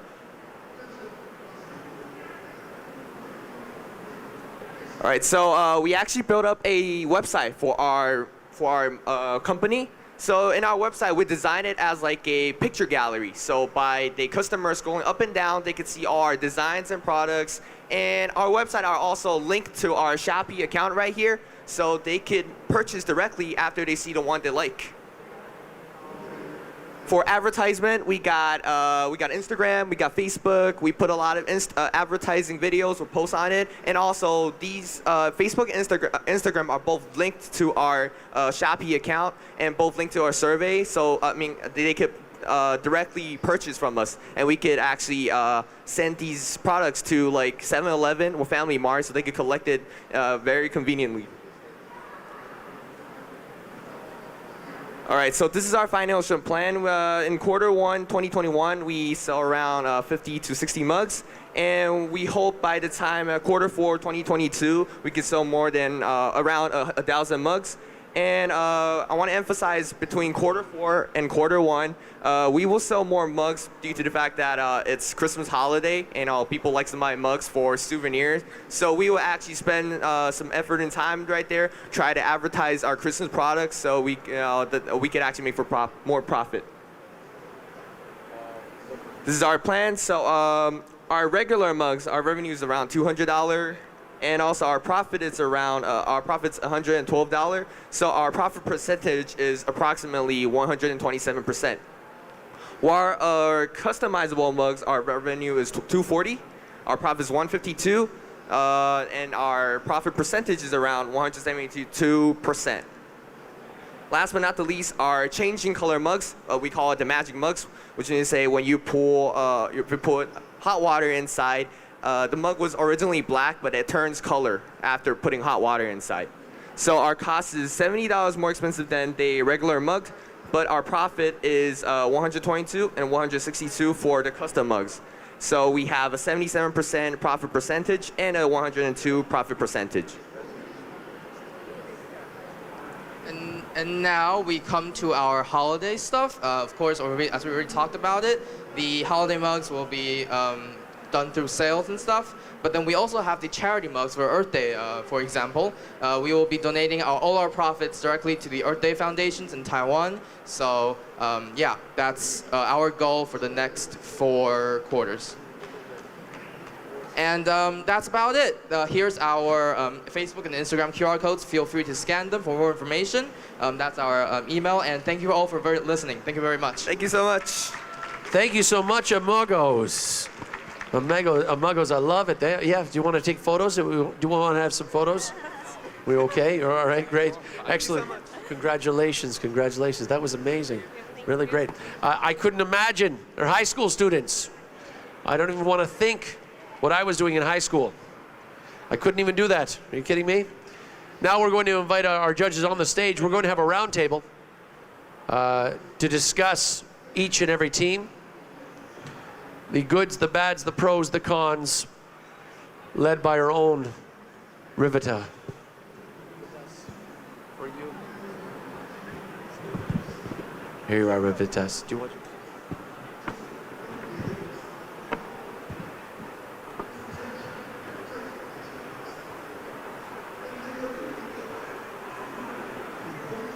Well, I'm just going to kill some time. You know what? While we're doing this, why don't we just do this? Let's give it up once again for our 5 teams, please. As I mentioned, each team, please give it up for Startup in Taiwan, everyone. Startup in Taiwan, our first team. Our second team, Flight Path Immigration, everybody. Flight Path Immigration. Our third team, Manga X Technology. Thank you so kindly. And of course, our team 4, Stride. Really innovative. And team 5, please give it up for 3 Square. Really, really impressive presentations today, everyone. By all means, Revital, you may join them. Get on stage. And let's hear from our dragons. Good afternoon, everybody. Martin, can you join us? And Tammy. We are waiting for another dragon. We lost Tammy. Tammy?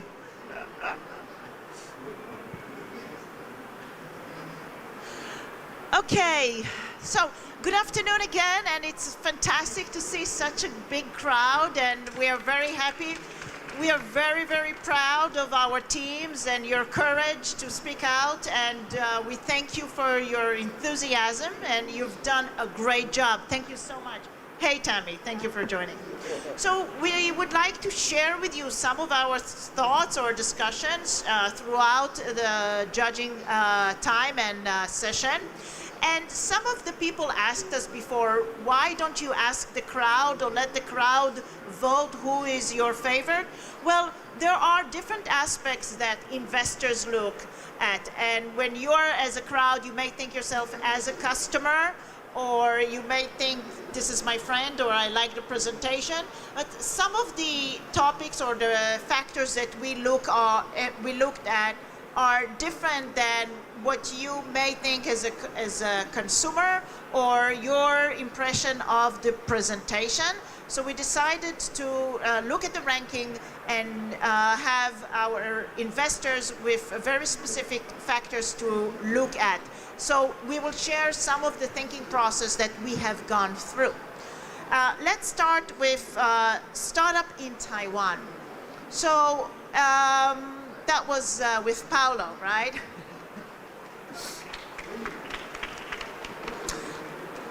I really like the enthusiasm about starting a business in Taiwan. That's why we are all for. I wasn't sure about the business model and how sustainable it is in terms of stickiness of the monthly fees that you are charging. What are your thoughts, judges? Tammy, do you want to comment on that? Yes, same here, because and also same here, and also the lifetime value is one of the most significant point that I am considering to invest in this team. Yes, the stickiness is still one question that I really want to think through. Yeah. I mean, related to that, I'm thinking like, how do you make money off of the teams that continue, right? In the beginning, they buy the book, or in this case, they buy the website. But where is the ongoing recurring revenues going to come as the companies grow and continue? Mm-hmm. Right. Martin? Yeah, I mean, I would like to follow up on what Elias said. Once you establish trust, why not continue to follow the company and continue to support along the journey? So what I believe that Paulo will be discovering is that his business model can grow with the companies that are being formed thanks to his efforts. Now, one of the things that I was thinking a lot about also was you have the needle in a haystack problem, because Taiwan has 24 million people and the foreigners is a very small percentage. What was it, 19,000 searches you were mentioning? So your customer acquisition cost could very easily become so large that your lifetime value cannot really provide a good profit. Thank you, Martin. Thank you for the insight. Ian? So I guess that, I mean, this is a real pain point they are solving, but just again, I'm doubtful about the approach that they're using. So the Wikipedia or Elp-like website. So we're really looking for more frequent demand, right? So this is kind of niche demand, and so I don't have that much information to judge really how feasible it is as a business. Mm-hmm. I see. Thank you, Ian. We then had FlightPath, and FlightPath is very relevant for us under the Canadian Chamber of Commerce, and we really enjoyed the treats. Thank you very much for the afternoon tea.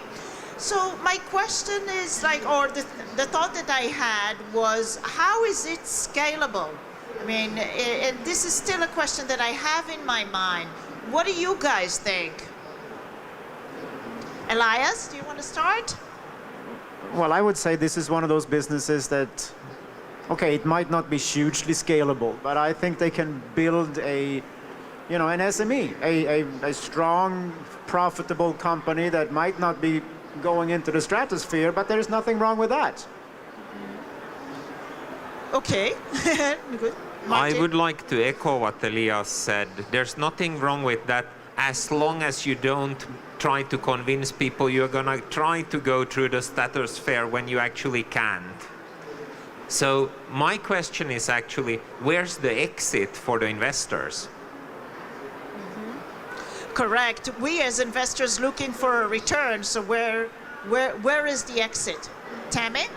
Perhaps the stock interest is also a good return for investors as well.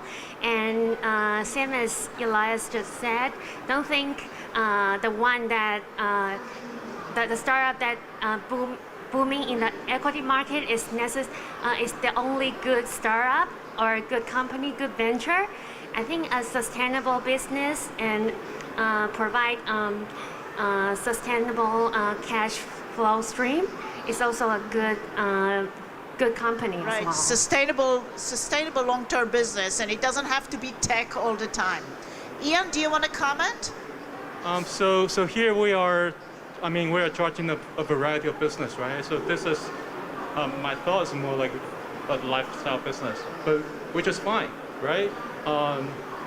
So this is, the topic might be, I'm personally interested, but just I'm more concerned about, so do you guys have a more cost-effective way to reach your customer?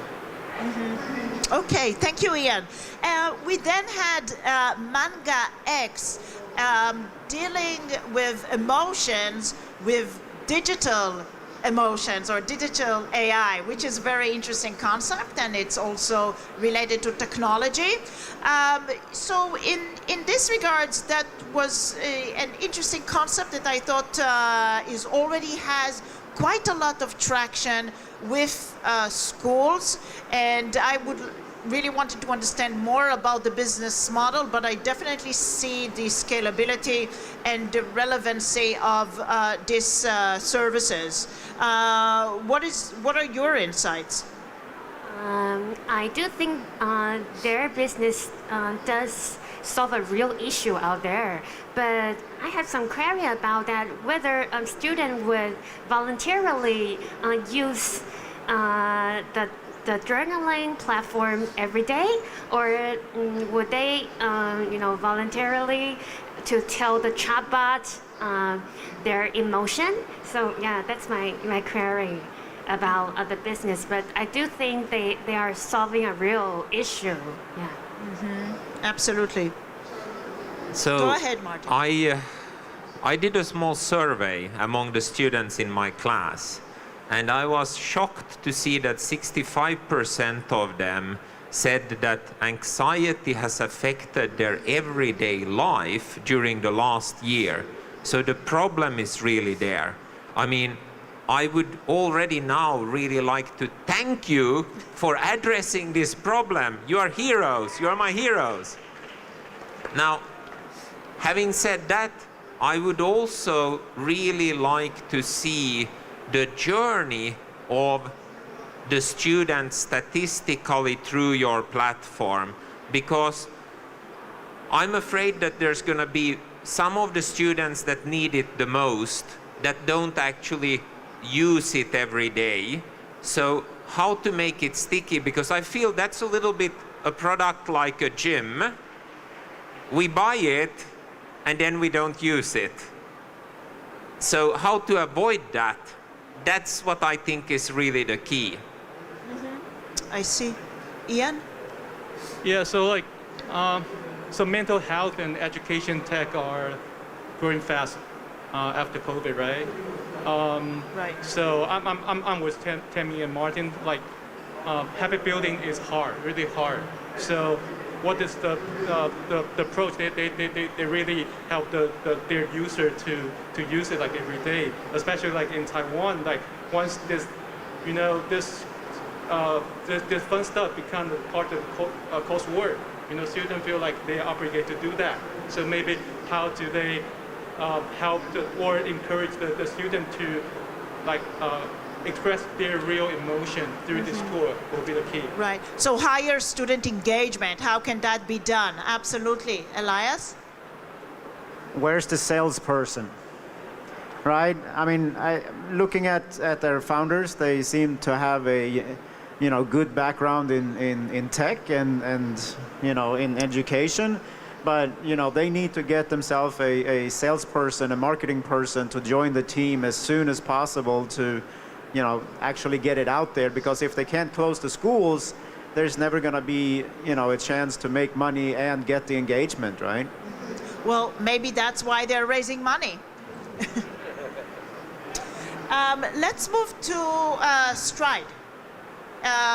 So with Stride, I was a little bit, I'm not sure where is the focus. I mean, focus on equipment and focus on application requires different expertise, and for startups, I'm always concerned that they're stretching themselves too keep thin. the microphone a little. So, what do you guys think about that? What is your impression of that? Yes, from the presentation, I feel like their strength is in the hardware part, but they also emphasize the software part. And there are a lot of home gym software out there at this expo, I believe. So can the user use other software with their hardware? Or what is the competitive advantage of their software app? Yeah, that's one of the questions for me. Yeah. One of the things that I've noticed that they plan to invest the money on key opinion leaders. Is it where the money should go? Maybe it should be more focused on either equipment or developing the app. Any other thoughts? So I have a few other thoughts, if I may jump away from the key opinion leaders. So everything we can do in order to encourage people to exercise more, that has a very positive health impact, which also helps, society in general, because it reduces people suffering from disease and healthcare costs and so forth. So from that perspective, you are also my heroes. Now, when I look at your machine, I do recognize engineers trying to build a machine, having forgotten to hire a designer. And I would strongly recommend you to get a Swedish or a Danish designer, because your machine can be simplified significantly and thus become much more attractive and better to use. The other thing I also am wondering is, why build the most advanced machine before you start trying your business model? I mean, you can take any one of those features, you can launch it on the market after a few weeks, and then you start testing what's really your business model. And that is to get people to produce fitness videos that can be used with the machine and thereby improve the engagement of people and keep them motivated, teach them how to exercise and so forth. You are too fixated on your hardware. I'm sorry to say that. Interesting. Thank you for the promotion of your country. Ian, would you like to add anything? So like hardware is hard.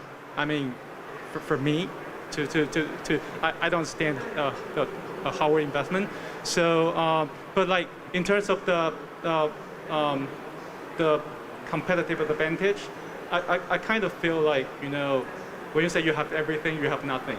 So, I mean, maybe it's only like 7-minute presentation, but I didn't have a chance to really hear what unique of the solution you have.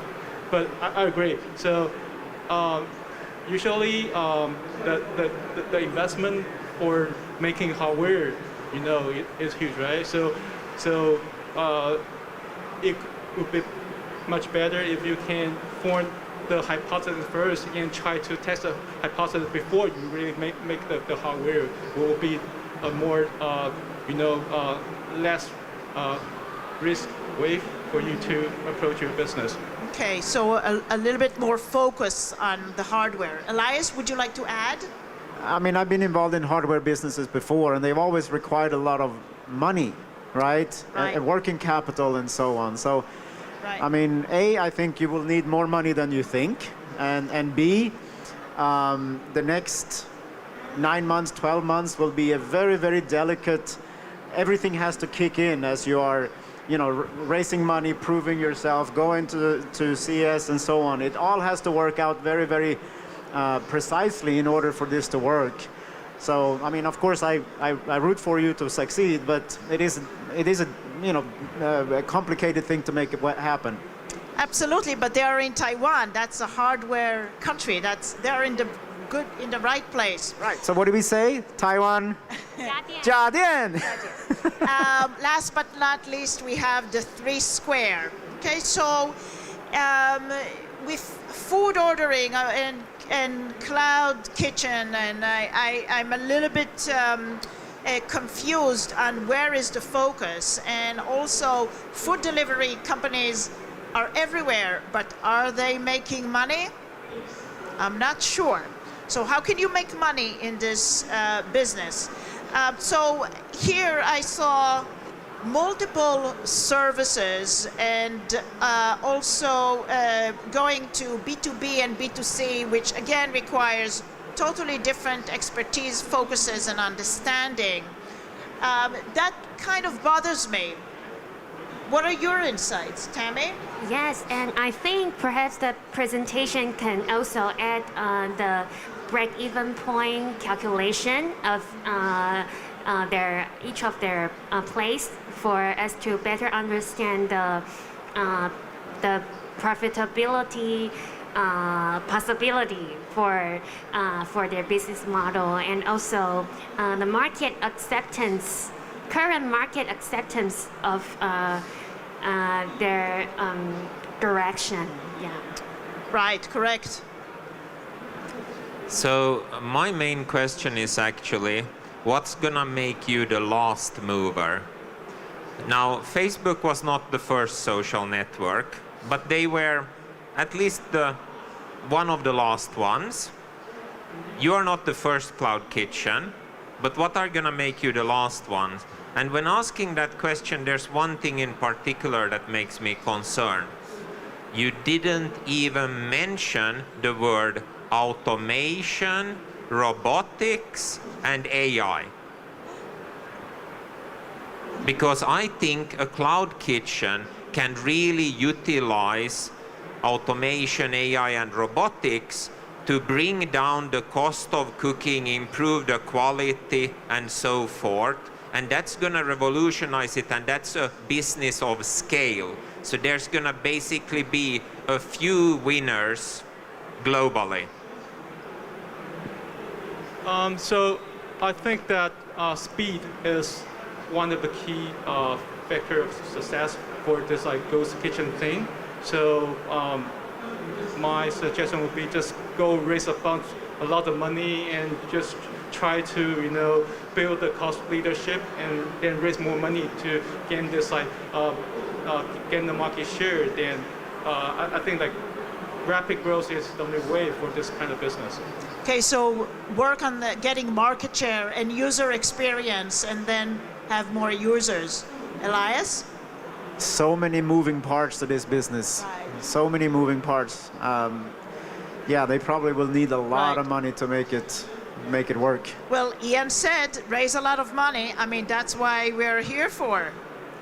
So we saw some excellent teams. It's really hard to select one, but I think that we have some idea. Is that right? I think we know what we want. Okay, great. So, thank you so much. We are going to announce the winners soon. Okay, so we go down the next. Thank you, judges. Thank you. Thank you, judges. Thank you, dragons. Let's clear the stage of the chairs, please. And why? Well, because, simply put, we are going to announce the winners of the 6th Annual Dragons Chamber Taiwan. Now, I'm going to be asking some people to come up as well to take photos. We're going to ask for we're going to announce the third place winner.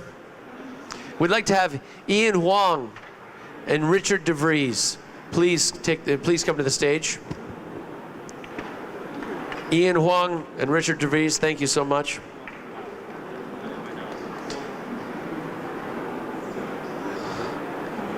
Thank you, gentlemen. In third place for Dragon's Chamber, Taiwan.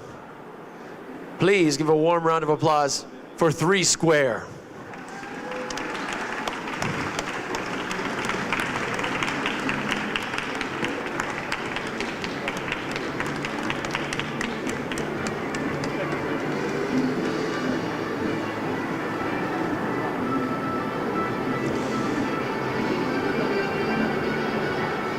Three Square, where we were receiving Geber Consulting to handouts, awards, and for the photo. Here we are.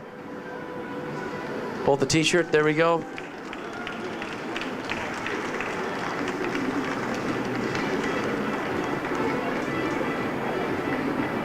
Once again, congratulations. Congratulations to 3 Square.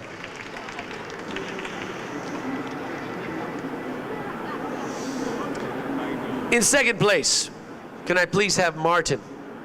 And we're also going to ask Revitas. Martin and Revitas, can you please come to the stage to take photos for our second place winner?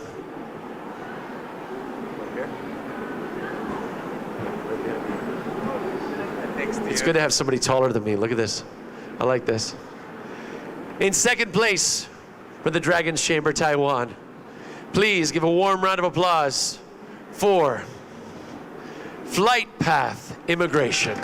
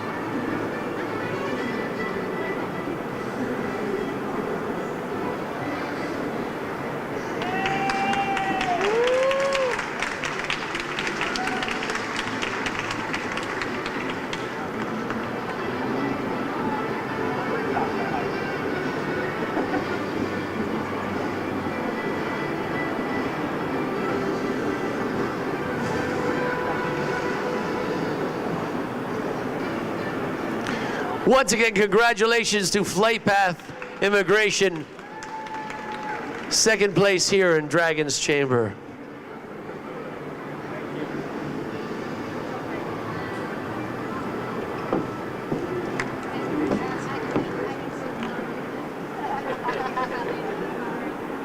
And now, the moment we've all been waiting for. First place, can I please have Tammy Pan and Elias Ek please join us on stage for the photo presentation.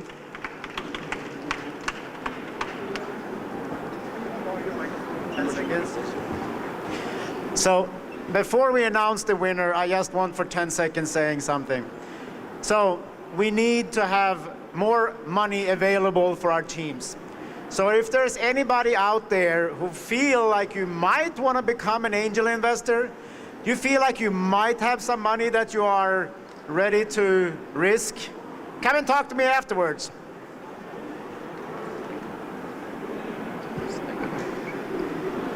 And now, the moment you've all been waiting for, the winner, the 6th annual Dragon's Chamber Taiwan. Please give a warm round of applause for Manga X Technology. Congratulations.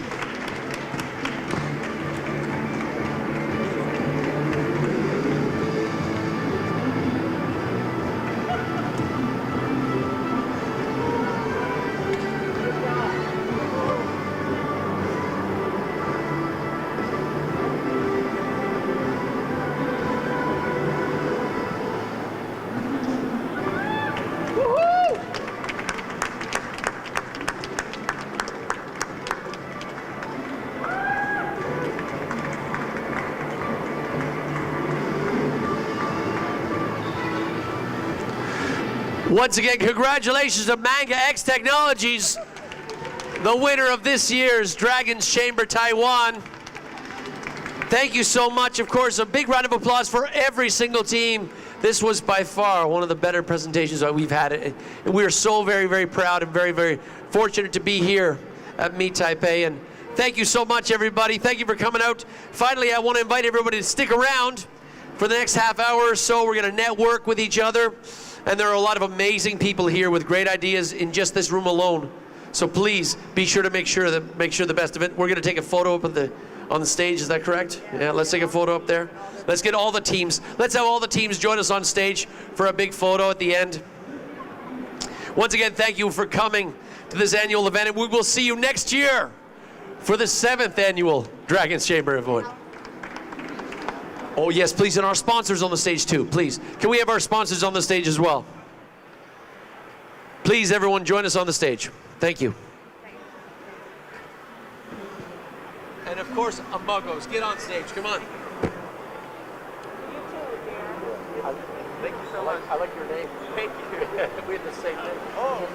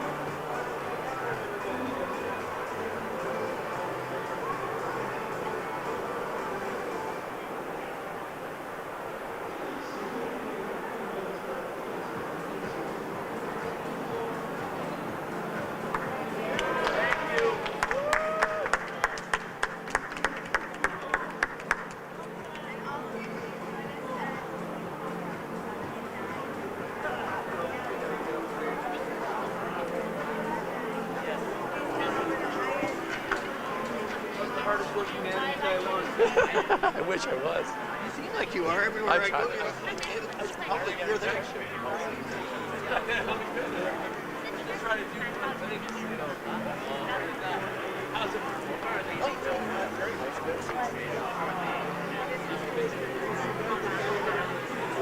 Still working? I lost everything. COVID screwed me. But I mean, then again, I'm not the sob story. I'm still here. We're fine.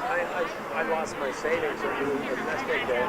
But at the end of the day, I lost my jobs too. I lost two, and then I lost every gig that I had. I was going to say, with your business being so public and so event-related. That's it. That's it. That's it. Thanks, bud. You got 30 minutes of networking. Yeah. If I just go up and start talking. Of course, go. Yeah, talk to everybody. I'm that guy. Yeah, do it. Talk to everybody. They're all awesome people. And they're all susceptible like us. Some of them are like, I'm not bored. I think it's good. Thanks, Jesse.